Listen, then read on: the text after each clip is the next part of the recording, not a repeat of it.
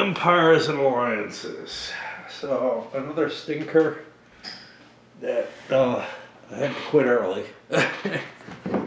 Those are becoming more and more common as I just sort of decide, I don't have time anymore to just keep playing things that I don't like, and in this case, that I think are badly flawed.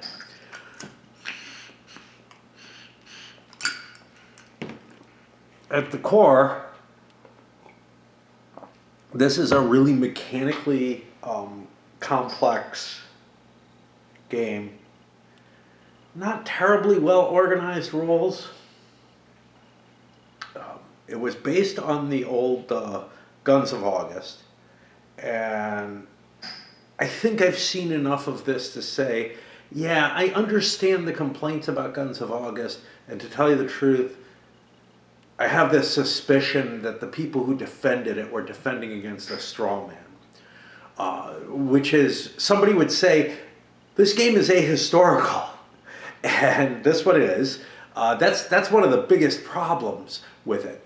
But the mechanical issues, the lack of sufficient components to play this one, now that probably is something that Guns of August didn't suffer, because certain changes were made that got rid of like holding boxes and stuff that would have solved some of the issues that this one suffers from. Supposedly an upgrade or whatever, or a redesign, well, it may have failed in certain ways. Now, I don't know if Guns of August used all of the mechanisms that this uses, but it wasn't too far, because I feel like this game was trying to solve, and perhaps Guns of August was as well, a problem that showed up in the earlier World War I implementations that I have. Notably, SPI's Little World War I, which I think is a fantastic little game but has its issues, and they're not terrible, but it has some issues. And the the somewhat more ambitious Great War by the Rand Gaming Company. They only put out a couple of games, and no, they weren't the research company. They were their own gaming company. There may have been some connection. It's kind of hard to follow like what's going on, but they weren't owned by Rand. And both of those are resource-oriented games, which means that they had there's a tendency to just burn your resources to the point that you can do so, essentially, in order to burn the enemy's resources on a front where the enemy's not trying to make any gains. So the sort of classic case is that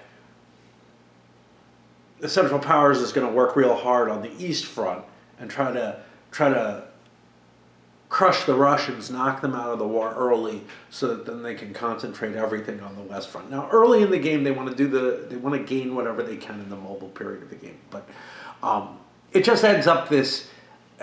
Both sides always have this desire to push as far as they can in their offensives within reason, and try to make sure that they're costing every resource that they can for the enemy on the front that the enemy's not worried about, so or not concerned with trying to win in. So the West Front, the Entente ends up attacking again and again and again. That's not really the biggest issue. I don't know, maybe it is. And there's nothing really wrong with the game, except Russia always seems to fall a little early. It feels like there's a little bit of balance and ahistorical nature there. But it's a fun-to-play game. Very small, little folio-sized thing. And it really covers the war on the grand strategic level pretty damn well. The Great War does a much worse job. It has some real sticking points. First of all, Russia does collapse too early and too easily, and it collapses due to territory being taken rather than due to the revolution itself happening. So that feels wrong, and there's also weird shit. It adds navies to the game. There's weird shit with that. So I feel like Guns of August was kind of an answer to that. And it kind of does answer that sort of resource-oriented game, just trying to push the enemy down. But I think that resource-oriented game is actually pretty close to what you want in a World War I game. So it was an answer to a problem that really didn't need solving. Now, what it does answer to successfully is the Le Grand Guerre and balance of power problem, which is that the troops just end up depleted on both sides because you're still trying to play that resource-intensive game, but you're trying to do it in a different sort of way in terms of draining the enemy of their actual units, which is very hard in the older games. That I feel like this maybe tried to answer something to. But this is so far inferior to those two older games it's trying to replace. In particular, the initial mobile state of the war is very, very volatile.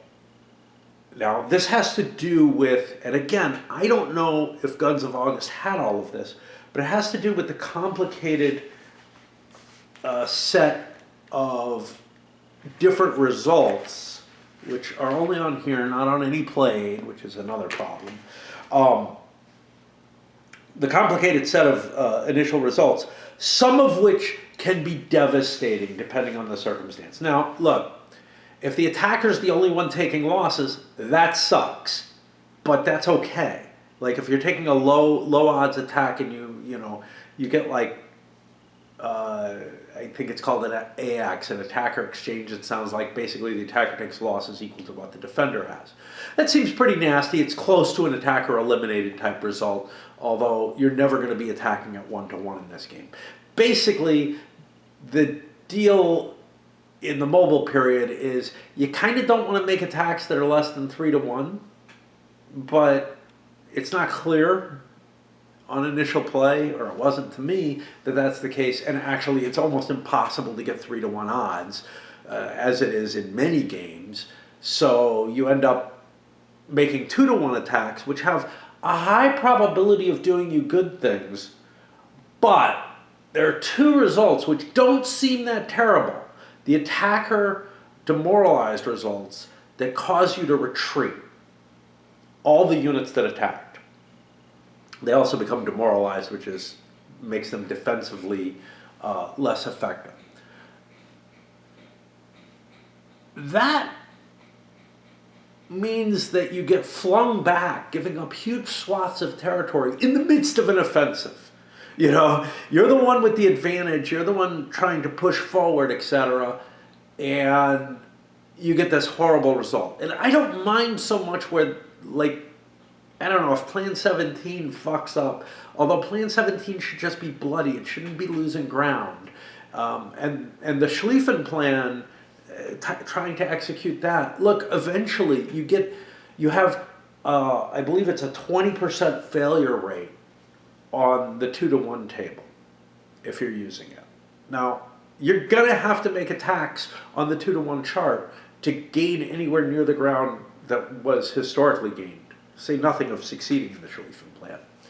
And what it kind of means is, in order to gain that ground that historically happened, it looks like you pretty much have to avoid those 20% hits on pretty much any important attack you're making.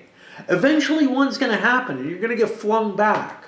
And certainly in my game, it happened at a horrible time and basically, well, it happened at a bad, I don't know if there's ever a good time. It happened at a time which allowed the French to go marching into Belgium, and basically the Central Powers, the Germans specifically, were just locked in a line where they held none of Belgium because they got flung back attempting to execute the Schlieffen Plan. You could argue this is the designer's view, that like the Germans got incredibly lucky. The victory conditions don't match that though. The victory conditions kind of match more along the historical lines. And I was in danger from then on of the sudden death victory conditions that happen at the end of certain years, just putting me out of the game right away, with what I felt like were almost necessary attacks to achieve historical results. I don't really feel like, maybe I'm missing something huge in this game, but it really feels like there's this hugely, and you can kind of hand wave it away by saying it's got to do with, you know, counterattacks being made after a failed attack or something. They just seem too likely and too devastating for that mobile period of the war. Now, they're much, much worse when you get into the trench warfare, to the extent that the way it fixes the resource problem that is in existence in those earlier games to some extent, and really shows up in Balance of Power and La Grande Guerre, is that you never attack anymore. You're not forced to make any offensives or anything like that, like almost every other game requires you to do. You're not even encouraged to. And the reality is both sides just pretty much throw enough defense in that the other side can't get that 3-1.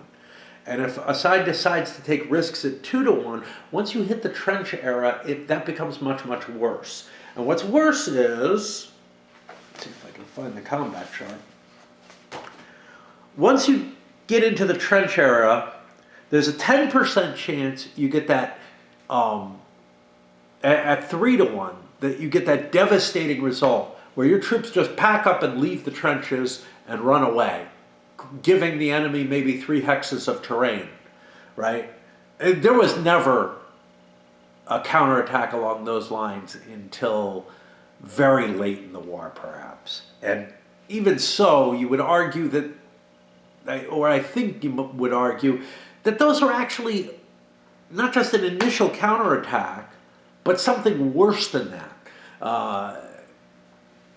Now, there could be fixes to this by allowing like those demoralized results not to throw you out of trenches. And that might actually be the fix that you need, because fortresses already provide you with a no retreat requirement. And then like maybe make it so that the artillery cancels out the trench. The siege artillery only works against fortresses as well, whereas it was used elsewhere pretty heavily. Elsewhere, it's just extra strength points that you throw in. It would be kind of interesting to cancel out the trenches with siege artillery to be able to continue gaining ground even once the trenches were in play. But I don't know. I don't know. That might be too extreme. Certainly would favor the Central Powers, who have siege artillery right away in the game, and the Entente does not. So that's sort of the core of this ahistorical part, is that it's too volatile in the initial mobile stage of the war, and then it's still potentially too volatile once you get into the trench warfare phase. Now, once you get into 1916, which I wasn't able to play because I ran out of countermix. Another bad decision in the design of this game was to put to put markers for trenches for everywhere. Again, the older games, World War One, just kind of assumed you were entrenched. The Great War had you flip counters over, and they had a lower attack, higher defense when they're in defensive position, entrenched essentially, which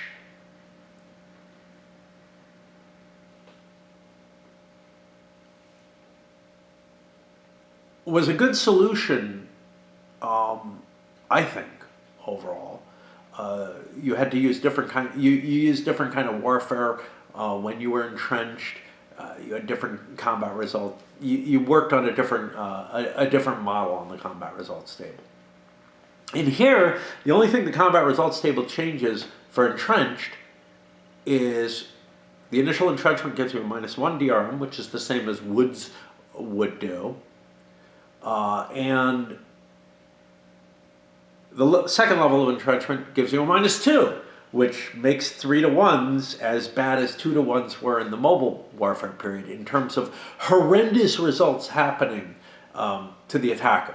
Not in terms of casualties, in terms of losing ground. About the only way you can gain ground in the trench period of the game is, I mean, you can very slowly gain ground by eliminating the enemy, by just overwhelming him, and those 3-to-1 attacks can work there. But the only way to gain big chunks is the attacker attacks and just is flung back by those those demoralized results. And I can't think of a single historical situation that at all reflects what this game is actually showing. Like I said, it's a highly ahistorical game. But if you never attack, well, that's not historical. The armies did attack during the trench period. They suffered horrible casualties, and they gained no ground on either side. I mean, very limited amounts of ground, even the counterattacks, whatever. Even if an attack failed completely, not much was gained in a counterattack either. It was tiny amounts of ground, probably not a hex in most cases. All the other games handle this fine, but this one does not. And it entices you, if you're losing the game, to throw the dice hard and, hope you get a good result, even maybe on a 2-to-1 or something like that, because it's possible,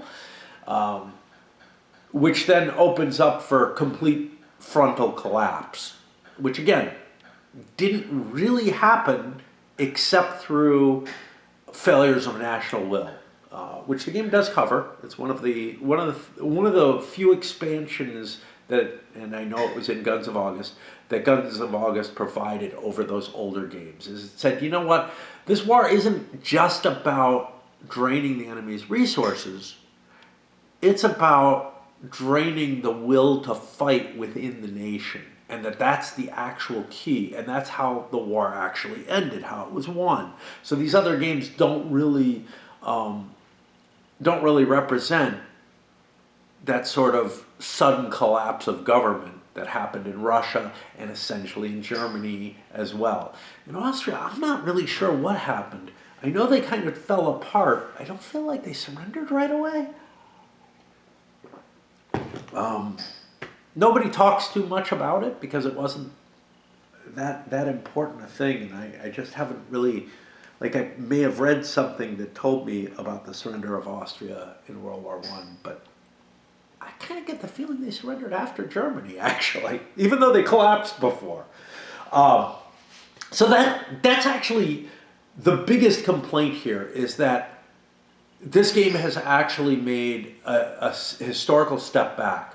And I feel like, assuming that Guns of August had a similar type of mechanism, I feel like people were saying, it's ahistorical and it's no fun, nobody's attacking and stuff like that, and it's totally static. And then the defenders of it would come back and say, well, that's World War I for you. If it used a system like this, it's not. Okay? This does not reflect World War I at all. What you have is long periods of no combat at all. And also, the game handles weather which is fine, should, but weather doesn't seem to have much effect. It doesn't have any effect on the combat results table. What it has an effect on is just how quickly you can funnel more troops up. So you just don't make attacks in the bad weather. And that's an okay solution, but I feel like there was also a combat effect to the weather, especially the mud, although even the frost probably caused some issues.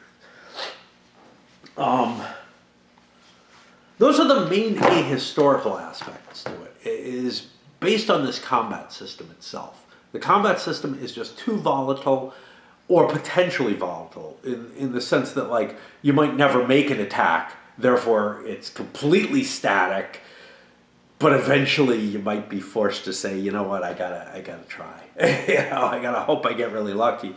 And that really lucky might be decent for you, although it probably is just attritional as the attacker as your best result. But no matter what, there's always a chance, even at 3-1 with the trenches, that you're just going to get flung back and have a massive front collapse of a sort that just did not happen in the years that it's happening. I'm going to pause for a bit. I need to get a new pipe. I'm worried about battery and stuff like that.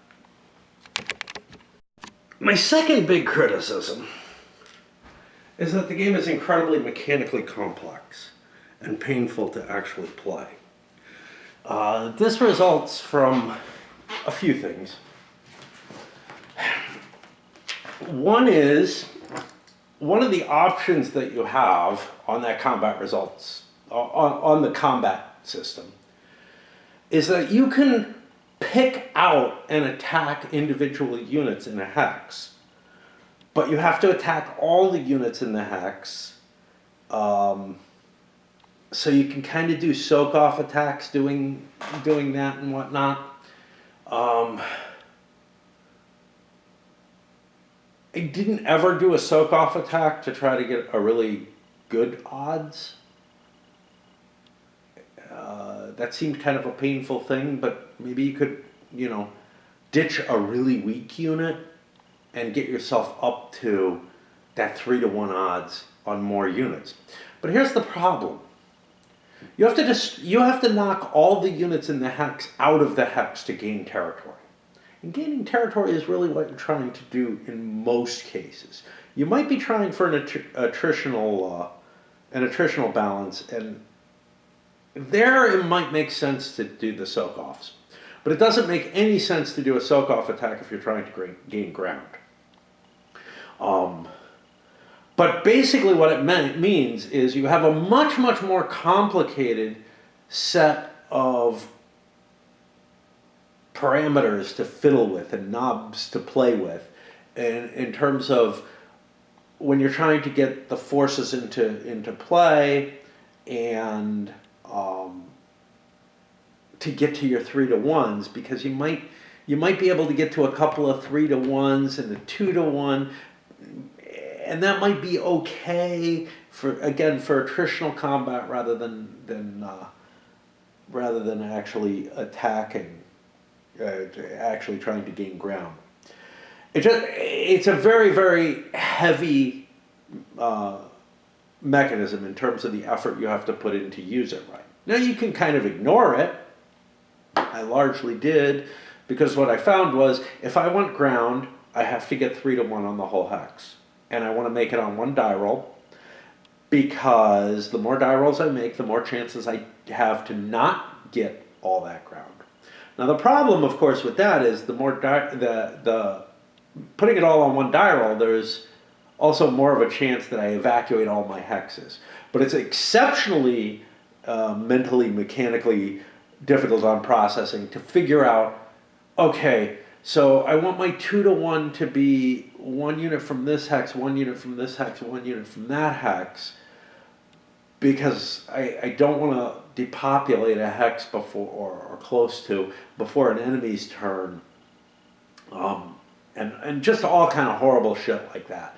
So it's like, it just becomes just this sort of optimization of how you can best utilize your forces becomes really, really a complex problem. That's just not worth doing. The attrition just doesn't seem that worth it to try to go for. And if you're going for hexes, you don't want to do it at all. Add to that some of the terrain effects. So, and state effects. So mountains have the strength of attackers. That doesn't make a lot of sense. It would have made a lot more sense to just say double the strength of the defenders. There's less counters. The defender is going to have less counters because they're only one hex. The attacker's probably going to be 2 to 3 hexes. Filled. So you're also going to end up with fractions which aren't fun. You can look at it and everything. But halves not that bad. Rivers and... Is it demoralized? Rivers are 3/4 the attacker's strength going across the river. Just the ones that are going across, which really complicates your calculations. And again, you're making these calculations as you're moving because this is your standard sort of, odds-based CRT that I have to get to a certain level and I have to, coordinate all my movement to try to get to that level. It makes it so ugly, and it's just, feels, I don't know, feels like a step back from everything in terms of how it works. There are 2 game states that also affect your strength. Let me take a quick look at them. One of them is demoralization. The other one is unsupplied. Okay, unsupplied. The first turn that you're unsupplied, attacking or defense, your strength, whatever it is, and you have 2 strengths in attack and defense strength, which is very similar to Great War in that, is multiplied by 3/4 again. Again, a painful, once you get beyond halves and doubling, it just feels kind of ugly. But anyway, at an unsupplied level 2, your combat factor's halved. You probably won't get there because you want to get out of there. The other thing is demoralization, and that's for attack or defense. Demoralization, which I'm looking for, because it's this way. It's like, here we go. It's actually not a little... it's funny. They give you a nice little chart for the unsupplied, but they don't give you anything visually that draws you to the demoralized. Their defense factors are halved. And all of this can kind of work together. So again, you've got annoyingly complicated calculations to make, as well as reasonably large stacks, 3 units per stack for the most part. No. 3 units per stack plus an artillery, plus a tank, plus a siege artillery. During the period I was playing, most of the combat, siege artillery, there aren't a lot of them on the board, and there aren't a lot of some of the other things. Most of the stacks were limited to 4, so you're looking to 3 to 4 units in a stack for the most part that you have to paw through the factors of. You're trying to get to 3 to 1. You've got these multipliers in there. You might want to try to do something weird and tricky where you're like able to get better odds with some of your attacks, but you're not going to get the hex if you do that. Just a painful system for counting up your factors is what it comes down to. And I hate I hate counting factors no matter what. I'm not a big fan of adding things up. And lots of different numbers. Different units have different qualities, so you can't have any real expectation there. So again, it all works out mechanically very painful on that. And the one last aspect of it is really a component aspect. You've got 3 or 4 counters per hex. Now, you're talking about, like, on the west front, you're talking about just lines of these 3 or 4 counters per hex from very early in the game, just covering the board. So getting in there in the tightness of the hexes to find, to start counting through your stacks and everything, is just asking for finger fuck-ups. And of course they're glossy counters, so they squirt out more easily. It didn't help that I clipped them, but, you know, they're glossies, so they don't hold together in stacks as nicely as the old Mac counters did.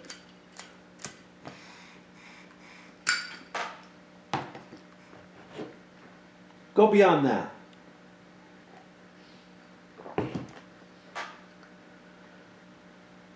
Essentially, each counter in the game might have informational markers on it. And you have to figure out some way to limit the amount of informational markers you have on the board. I limited it to 1 entrenchment 1 per hex. So that would be on the top of everything.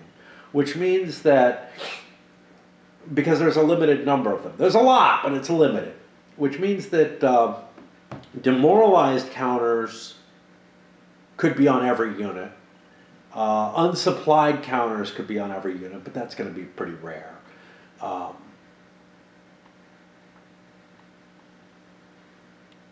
Basically, you have to decide one thing has the precedence and is able to just be 1 counter per hex, but everything else in the hex kind of has to carry its own informational counters. Now, maybe you can take shortcuts with the unsupplieds.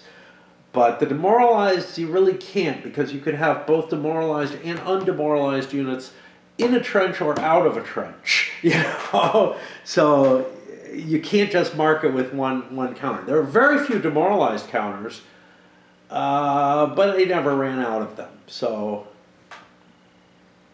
if you made a lot of bad attacks, a lot of 2-to-1 attacks, there would be a lot of those on the board, but probably not as many trenches, so you could do that. It gets worse when you hit 1916, and this is what finally made me say, I'm quitting. Because I was out of trench markers at that point, and using all kinds of other markers in the game as trench markers. And then they add in 1916, you can take your trench and flip it over to a trench 2. But it takes as much effort as a trench 1 does. That means now you have 3 general states that units can be in. No trench, trench 1, trench 2. Other games have taken better ways of handling this. Now, what's particularly disturbing about this whole trench thing, because they could have just said, look, once you hit 1916, you go up to trench 2. And don't worry, you don't have to double entrench to get to trench 2. Because you could probably entrench as deeply, as hard as you want in a month's time. And it basically takes a month to entrench. Every counter has nothing on its backside. They could have put an entrenched version on the backside, got rid of the trench 2 capability, just made it a general thing. That would be the equivalent of what Le Grand Guerre does, although it doesn't have the entrenched status. It makes mobile state kind of a special thing that you keep track of, but the way that the pulsing of movement and combat works in that game allows you're not, each unit is not marked as mobile or entrenched. But the default is that everything's just entrenched. And it handles it not, you don't need a counter, and it doesn't create a strength difference like Great War does. It handles it in an elegant way that works pretty well. But this would be more like what the Great War does, where you flip the counters over to say they're in an entrenched state, and that's just what they are. And then you qualify what that state means, and otherwise it's in a mobile state. That would work pretty well. It would have been wise. I don't know if Guns of August has this, because they have holding boxes for units in trenches.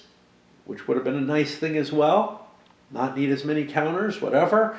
I could see some difficulty. It's a pain in the ass looking up holding boxes. So, okay. Okay. All right.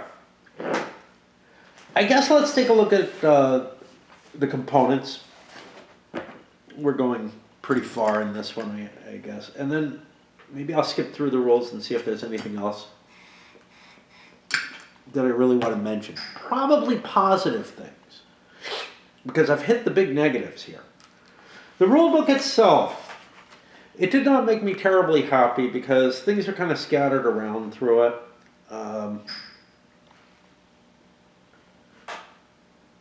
I think there was at least one case where I felt like something was ambiguous, but I made a decision, and there it goes. It's okay, but like some stuff's in the campaign scenario that only applies to the campaign scenario and feels like rules. And then there are rules that only apply to the campaign scenario that are in the rulebook section. I wish it stuck to one. There were plenty of places I had to look stuff up, but that's mainly because of the player aids. Well, let's talk about the player aids. Combat result table does not have what all these different types of results are, and they're unfamiliar and new and not necessarily what you think they are. There would have been plenty of room on it, but they decided, no, let's put a picture on there. There's nothing wrong with the terrain effects chart that I remember. Got these, they're fine. You got these orders of battle. I found them kind of painful to deal with. Just a list of all the, I would have actually found it easier to deal, I think, if this were foregone and it was just put on normal paper in the rule book under the scenarios. This only applies to the campaign scenario, I think. I'm not positive about that. It might, yeah, it would be workable in the 1818. It also gives you your replacement points. This was what was not clear. That you get replacement points every turn. That was one of the things that, but I think that is the case. And you need a bunch of these, and they have some weird, these have some weird states in them where they tell you, you add a unit to the force pool, but indicate that it shows up in a certain location. That's not explained. I think what's meant by that is you have to build it in that location, like North Africa for colonial troops. Whatever. You have two sets of all the non-OOB player aids for each player, one for each player, not two sets for each player. Very little errata. I think there's probably more somewhere. There certainly should be, but not a hell of a lot more. I found, I actually found errata in the setups and stuff that's not on here. Stuff like that. The map. Now I heard somebody complain about the maps. I think they're beautiful. They do have a flaw to them, but I think they're beautiful. They look a lot like the maps from Advanced Third Reich, Empire of the Rising Sun. They look like they're from that period, and I'm just tickled with it. This game actually, for the most part, well, to a large extent, does not suffer from Compass's usual, wow, there's really bad graphic decisions being made in the game, but they still manage. They manage in particular with that, with the informational counters looking a little too much alike. The trenches look very much like the unsupplied markers. There's sort of I remember some places where I felt, oh, everybody's got the same color trench markers. And you're going to have these on top of almost every stack. So it hides who owns what and makes it all just this fields of dark gray or black or something across the whole board, which is very unappealing. I kind of want to see the lines, want to see, ah, shit, I got a hole in my line. I didn't realize that. Yeah, you can kind of. I mean, you can kind of see underneath the trench markers, especially if you tilt them a little bit. If you don't straighten everything completely, but it's just a bad decision. But they're too short on trench markers to begin with. I could not make it. I could not make it through 1915 without using all kind of other markers instead of the trenches. And I would say that was a pretty historical usage. If anything, the Eastern Front was less was shorter, was a shorter front than it was historically, less bulge in it. Same thing with the Western Front, although obviously once the Germans fall back to the Hindenburg Line, they shorten it up significantly. But there's just no way. And I was using one counter per hex. That was going to escalate. And I was already out of the primary counter I was using for replacements. Because they give you all kind of stuff you don't really need. They give you railhead markers, which do make sense, but are probably kind of superfluous, and a little bit of a fiddly thing. Basically, you can only advance the railhead a few 3 hexes in normal weather, 2 in mud, 1 in snow, which basically means if you make large territorial gains in that, you have to wait for that railhead to catch up to you. I'm all for it being there, but you need a lot of them, and that was running low as well. But what you have, in addition to the railheads, is, I guess, Allied, because they have an A on them, and Central Power. Should be an E for on top, but I kept catching myself making that mistake throughout, but it's right here in the game too. Allied and Central Power counters for rail movement. It doesn't tell you what you're supposed to do with these, but there's tons of them.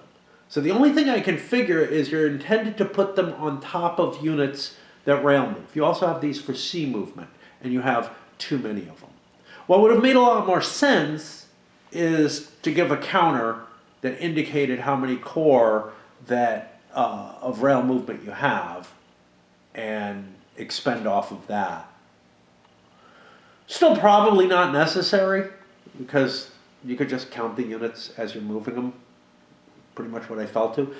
But that huge set of resources of all these extra counters meant that I had a bunch of, about half as many as I have rail counters for each of the nationalities. So I had basically double the amount of rail counters they provide you with to use. Honestly, call it 1.5, because I didn't use the Allied ones as entrenchments, but I used the CP ones as entrenchments. I also used automatic victory markers, which there are rules for that, but I never got in a situation where I was able to make one. That's if there's it's sort of like an overrun, but weaker than what you're used to with overruns. You don't destroy the unit as you move. You destroy the unit, but stop moving, but other units can move through, so it's almost the same effect. Just a little bit more static related. Like I said already, all the unit counters are wasting half the counter. These are double printed counters. The Guns of August ones were not, from what I understand. So, there's an understanding of why you wouldn't, why you're wasting half the counter if it's on everything. The RP resource point counters, or replacement point counters, these had some, now this is Compass Games right here. These had some weird kind of bubbly font on them, which makes them really, really hard to read which nationality they are. Was definitely a problem. Again, wasted on the back, but not too big a deal there. Oh, yeah. There was some other stuff that was missing that could have gone on the player aids. I'm trying to remember what. Some information that could have gone on the OOB. The total amount of replacement points you got, so you don't have to count down the line each time, although you eventually start remembering it. The biggest thing, though, is not having the combat results table. All right, let me see. Oh, the flaw of the map. I didn't talk about that. Yeah, it's got a huge amount of unusable space. It could have been tilted. It's a weird shaped map where you've got to cut it and tape it together in different ways. But yeah, it's a really, really weird configuration. Well, it's a weird configuration, not really weird. It only covers Europe, but they've decided to like include North Africa, which can't be fought over, rather than just like have the reinforcements come in Europe, maybe with some special rules to deal with their movement. It covers all of Italy. Is that necessary? I don't know. It's got holding boxes on it that barely, like, that don't have much in the way of rules on them. As far as I can tell, you just send units there and they stick around there and the fighting is completely forgotten about. And this is kind of one of the other things. It doesn't have any of the sideshows in the rest of the world anyway. That's okay. They were that sideshows, you know, the Africa fight, the Far Eastern stuff. The Far Eastern stuff is going to fall to the Entente no matter what, pretty much. Africa is more interesting, but it's its own game basically. So just set it aside. But these off-board boxes, the only real thing you have with them is that I guess the Brits have some discretion as to what they put in them and what they don't. And they can use some of their shipping to deal with that. Let me take a quick look at... All right, my time's not running out yet. So let me take a quick look at the rule book and see if anything else strikes me there.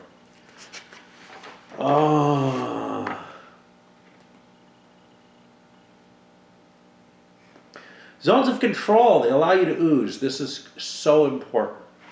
This is so important because it means that you have to have solid fronts. You can't have the every other hex stuff. The every other hex stuff works in World War I, the SPI game. I feel a lot happier with these sort of permeable, you pay an extra movement point to move directly from one zone to another. But in doing so, you put yourself in a situation where you can easily be cut off from supply by the unit behind you being nipped off, which can be very problematic. You also can't retreat through a zone of control, even if there's an enemy unit there, or a friendly unit there, which means that those units will be destroyed. However, there's an optional rule which covers that and lets you get the replacement points back, and that feels about right, that you'd have to reform the units and everything after they were destroyed. There's no permanent destruction for being out of supply or anything like that, or whatever.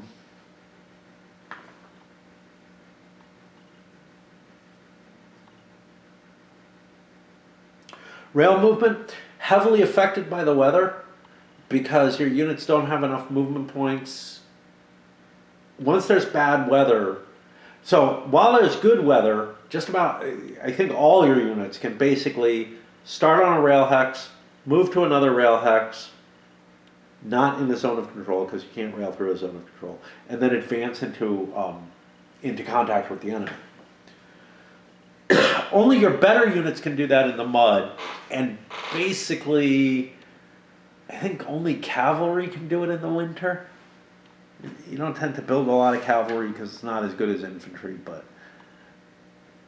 it's almost as good. Like on offense, it's pretty damn good in a way that doesn't make sense. I don't know if you're just dismounting them and using them as dragoons or something, but Yeah, there's a lot of cav in the game, and it doesn't seem particularly differentiated. It has a high movement allowance, a low defense, and it can take trenches as well as infantry can.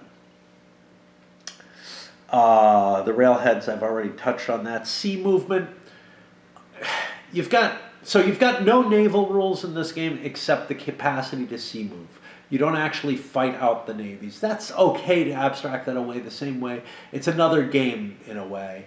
But what it means is, so it's a little worse because there are strategic options available, but you have to get into all kind of things like, yeah, but why didn't the Kaiser use his fleet? You know, and stuff like that, which, okay, I get why you don't want to touch that.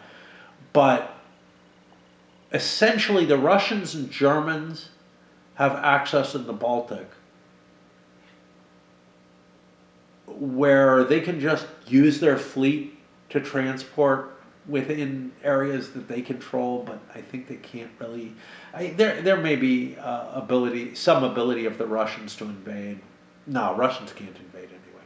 Yeah, so all you're able to do is move your reinforcements up using sea movement, which might be cool, but you basically don't contest the Baltic in any way. The English, on the other hand, are the only ones with any sea move capacity out of all of the Entente, including the French, who had a big navy and capacity to do so, and the US, who certainly did. Feels a little weird. Means that you're limited by whatever the Brits have. And they can, I guess, although it's not specified, sea move other people's stuff, because other people can invade, and the French units can't make it from North Africa if they can't sea move. So yeah, that's all kind of weird. Again, the rules are a little shaky in some places, but you figure you've got to come to the conclusion that I came to, unless you're like some kind of horrible rules lawyer. Supply is kind of interesting. Like I said, there's a counter for it. You put a counter on the units for it. And the first level of it reduces your movement and combat capabilities a little bit. Your second part gets rid of your zone of control, reduces you further, and then you die. But forts help out with that. Again, I think that works well. The fortification rules are a little weird. They're like trenches, but they can be canceled out by the siege guns, which actually makes them a potential weak spot in the line. I don't feel like Verdun was a weak spot. I feel like the entrenchments went through the fortifications. That Verdun was not like removed as a fortification by the French in order to put those trenches in there. That they used a combined trench and fortification. The fortifications allow you the thing that is most important in the game, which is I don't have to retreat, ever. You can eliminate me and I'm gone and you take the hex, which that never happened historically, but okay, it would be a workable solution. But you never have to retreat. You take this demoralized results, you just stand there and wave. Yeah, you're weakened, you know. The other thing that they do is if you attack out of fortifications, you don't suffer that horrendous retreat out. And actually, this is the change I would make. I would say that ADs shouldn't affect you. You shouldn't have to leave the space once you're entrenched. That would go a long way to making attacks, offensives more palatable. They'd still be expensive as hell. You still probably wouldn't go down to the 2-to-1 table with fortifications in play.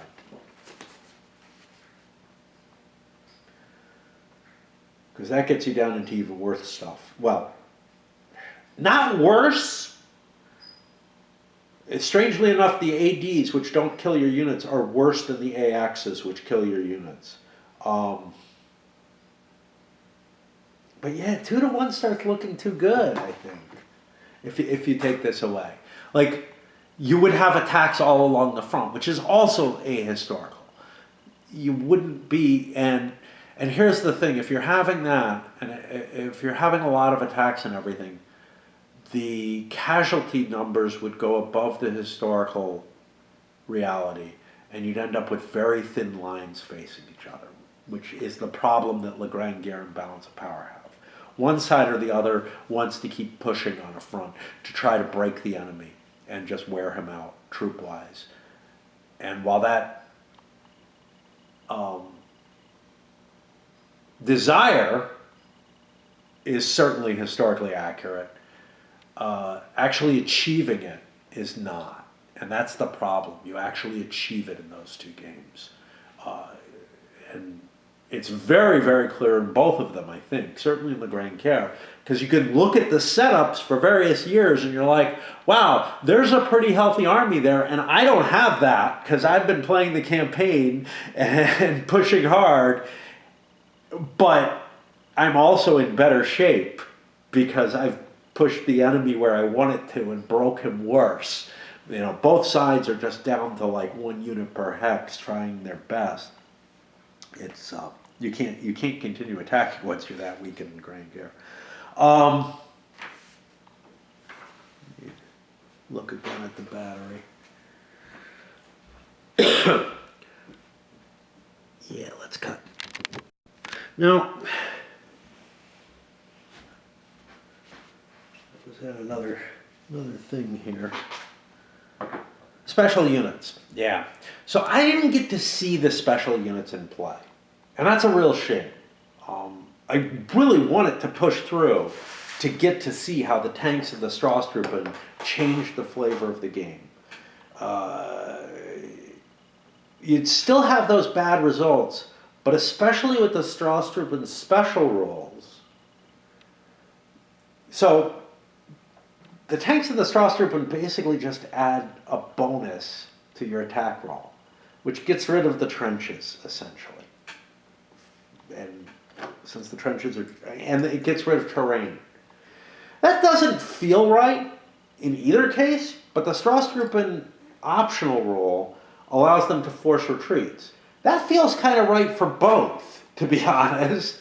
I'm not sure why tanks don't have that, but in both cases, it allows you to get rid of some of the worst results, so the 3-to-1s can become safe. If you have a couple of tanks in there, they can become really effective. So I don't really know if the Straßtruppen extra bonus, making them better than tanks, is really that applicable or necessary. But maybe it's necessary to conduct the Kaiser's offensive. Can't remember what it was called. Operation Michael and stuff like that. To get the kind of impressive results they got. But I gotta tell you, the Entente got pretty impressive results on the heels of that, pushing it back, which wasn't just about the collapse. So I would have really liked to have seen what they do. But what really stopped me was the trenches, running out of trench counters, knowing that I would have to have an extra trench counter, like 2 trench counters per hex in some cases, and, you know, be fiddling around with them all over the place.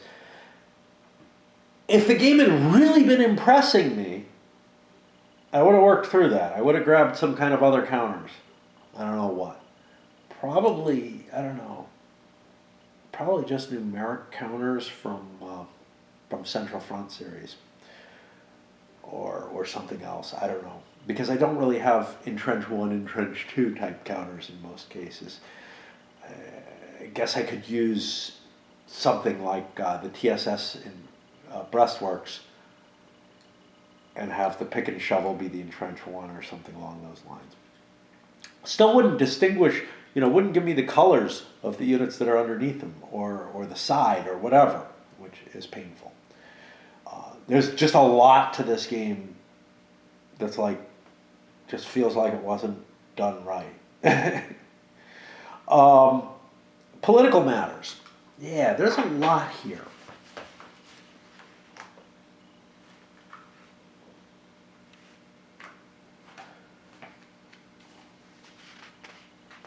Including weather. Weather's political? No. We're hitting other things. Yeah. Political matters. Okay, this was less so. When you conquer a country, you have to garrison. And that's going to use up basically one corps for each major city and even minor cities within, in some cases. And if you don't garrison it, you're going to start losing replacement points. Now, you could argue it's worth not garrisoning in some cases, because like you have basically, I think the smallest corps, and you have to use a full corps for each garrison, is 3 strength points on attack, and that's 3 replacement points there. So if the game is almost over, you can give up your garrisons all at once and shift things to the front. Special rules covering the Brits. They have to have their own sector, and they really don't cooperate with the French. Appropriate, fine, no problem. It does make things hard, and you end up shifting them around, but yeah, it's all right. The US is essentially French. The economic warfare rules. This is one of the weird things. So the British, it just ends up being cutting into your replacement points, and then also increasing the risk on national will. For the Brits, it's just the blockade. It just takes effect. For the Germans, submarine warfare, they incorporated in 1915, get rid of it in 1916, and started up in 1917, where basically it's having very little effect. But while it is in effect, it triggers a die roll modification if you're playing with variable US entry. There's not an option listed here, and my feeling is there's not meant to be. I feel like you should have that option and should be able to choose it, and so I chose not to implement submarine warfare. And the Brits were starting to actually gain, the early part in 1915, for most of 1915, I found the Brits were just not building their, didn't have the units to build, so why do it? But whatever. There's also aid to Russia, which comes out of nowhere. It's not money or resources that the Brits have to send to Russia. It's just if they hook it up, those resources magically appear and go to Russia. Oh, that's another thing. Those trench markers. Yeah. They are per unit, right? They're not like the hex is entrenched in favor of me. If I lose the hex, I lose my trenches. No. If your unit moves out of there, it loses the trenches. The trenches are integrally related to the unit itself. If the unit, and I always felt this was kind of silly in the Great War, because you didn't have lasting trenches. You had units and decided if they were mobile or entrenched. But it works if you're doing that. But here it felt like, yeah, I'm packing up my trenches and taking them with me. Actually, it feels more like that in Great War. But anyway, because you can move with your trenches. Slowly, but you can move. But yeah, if you move a unit out, other units will not use your trenches. They have to start all over again in digging. That feels absolutely unrealistic, and just, it takes away the option of, it takes away the reason for there to be trench markers, as far as I'm concerned. Instead, you should be using the back of the counters and figure out how that works, in terms of trench 1 and trench 2. Okay. I suspect the originally used markers used the holding boxes as you are entrenched, and units could move in and out of them. And it would make a lot more sense that way. But anyway, you have weather rules. They work okay, but like I complained, I'm not sure that they impact movement, but they don't really impact combat capability, except insofar as they limit your movement to getting forces up to the front. All right, a biggie is the national morale. This is not a system that's as rich as La Grande Guerre, but there are other games. I'm pretty sure Balance of Power, well, I know Balance of Power has it. Other games that I've liked, I suspect First World War might have it. Lamps Are Going Out might have it. I don't remember. I haven't played these games in a while. But this is how World War I ended, right? A collapse of national morale. And it almost ended with the French collapsing, the period of mutinies and all that. It was close. Russia collapsed. It wasn't the armies, it wasn't a negotiated surrender based on the military situation. It was that the countries couldn't keep up the war effort anymore.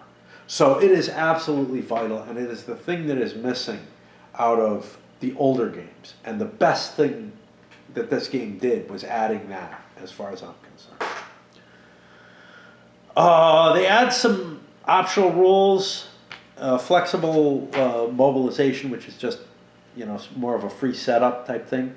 Variable entry for the nations. That's a thing I like. I don't like knowing when something's going to come in, and I like it to be influenced by the events on the ground. So that's a good plus. Something that existed in Great War certainly, and in most of the other games. They define national fronts, thereby limiting where you can put your troops. Again, I think that's an important thing. You shouldn't have a bunch of Austrians on the West Front, you know, on the front with France, because they're okay at defense but not so great at attacking and just absorbing losses. You know, it just shouldn't be there, right? They have specific rules for the Schlieffen Plan and Plan 17, both of which kind of limit your moves, but felt pretty limited. Plans for the requirements for the Austro-Hungarians to do the stupid, we set up near Serbia, but then decided to shift up to Russia. I'm okay with that being an option. I don't like being forced into it, so I didn't play with that one. It might have made Serbia not fall so fast. They fell in a fashion I have never seen them fall in a game, even though I concentrate just as hard in most games with them. I took the same kind of strategy I would. They have a special rule on the national morale to try to make it, I don't know, not country by country. I feel like that's a horrible thing, but it's meant to prevent, you know, a bunch of die rolls, one of which fucks you over pretty bad, instead of just, all right, we're all screwed. I don't know. I'm not sure. They say for play balance purposes, players can make one war awareness roll and apply it to each applicable country. I don't feel like that's for play balance. I feel like that's, I don't know what, you know, because you're putting it all on one die instead of rolling for everything. It's an option, just like this is a game. They've got a special one to try to make the Argonne Forest fit the hex better. This just pisses me off. They could have done this. I'm sure that there was a way, but the scale they chose and whatever, they end up like having like different hex sides be the Argonne Forest instead of putting it fully in a hex. I just said screw it, leave it alone. Extended campaign game, you can play into 1919. I would say that probably affects the balance, if there is any. I'm not sure that the game is balanced, though. It feels to me that with the crux of the offensive requirement being on the Germans in the West, they're the ones who are going to suffer the worst and end up in the most ahistorically bad situation. The Russians' offensive actually ended up working out better than historical because there's no idiot role. Like there's idiot roles for Schlieffen and Plan 17. There's no idiot role for the Rennenkampf invasion. And then special rules for Strasstrup, and I'm not sure that they're that much better than the tanks. It's a huge bonus. They're able to force retreats and actually force eliminations. Playing with those, maybe there would have been a chance for the Central Powers to regain, but I was already in such an historically bad situation. Starting with the Schlieffen, like one of those 20% hit me and sent me out of 3 hexes and basically gave the Entente Belgium back. And it feels like something like that is going to happen no matter what when you're on a massive mobile warfare set of attacks. So yeah, Empires and Alliances, the worst World War I grand strategic game I have played yet. It has some interesting facets to it. I love World War I, so I did have my periods where I was having some fun with it. But between the mechanical problems and countermix problems, and worst of all, that it is just... So, I don't know if it's more ahistorical than Le Grand Guerre. All right?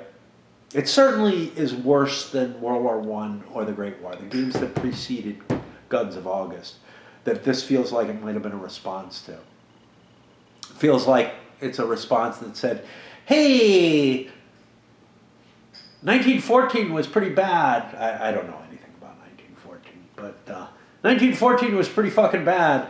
Let's see if we can remake it a little bit better instead of like, let's try to cover all the things. They did get some things right in this. But what it really does cover is it prevents the problems that happen in Le Grand Guerre and Balance of Power. That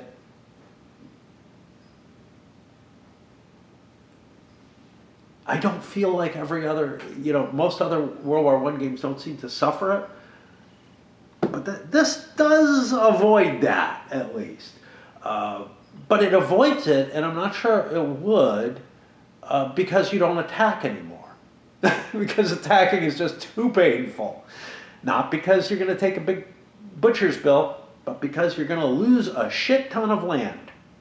Offensives are going to lose you land, on average. Minor ones, not so much. You can pick off, especially on the East Front, I found the Central Powers could pick off a hex here and there and gain ground because of their advantage. But the West Front, there's just no room for the attritional attacks without going through really, really painful mechanical aspects of the game.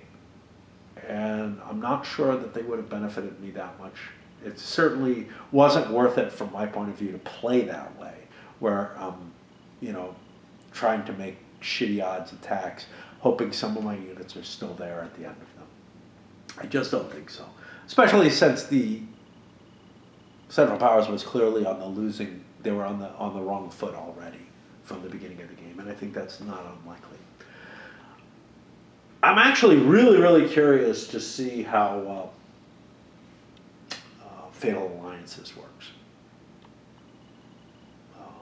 And then I have the Distant Far Fields as well, and then Death in the Trenches kicking around still. So I've got a lot of these to do, and somebody's got me convinced that I have to play First World War again, the Racier one.